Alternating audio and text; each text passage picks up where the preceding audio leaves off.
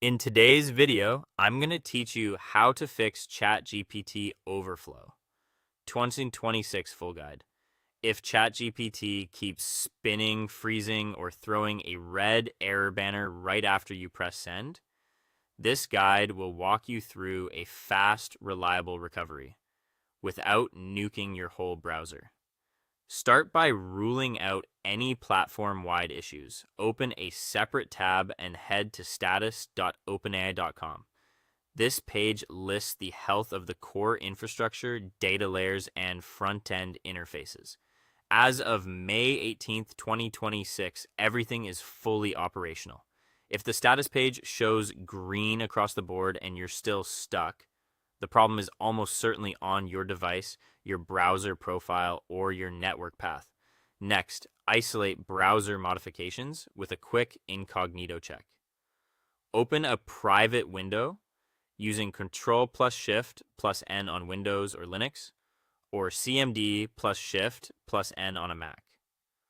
Log in, send a simple prompt, and see if responses stream normally. If everything works in incognito, your main profile's data or an extension, often an ad blocker, tracking shield, or script stopper, is interfering with ChatGPT's real-time token stream. Go back to your normal window, temporarily disable extensions, and re-enable them one by one to find the culprit. Now, clear stale site-specific cookies without wiping your entire history.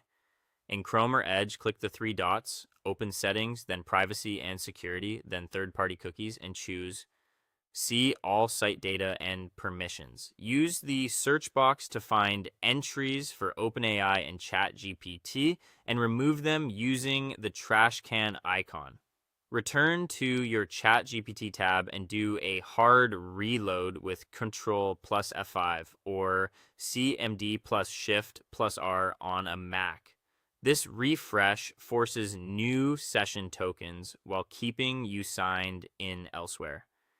If errors appear immediately after sending long requests, optimize your input size to avoid token timeouts. Instead of pasting massive logs or huge paragraphs at once, break complex work into layers. First, paste your reference material and write, "Review this documentation block for context, but do not process it yet. Reply only with awaiting instructions."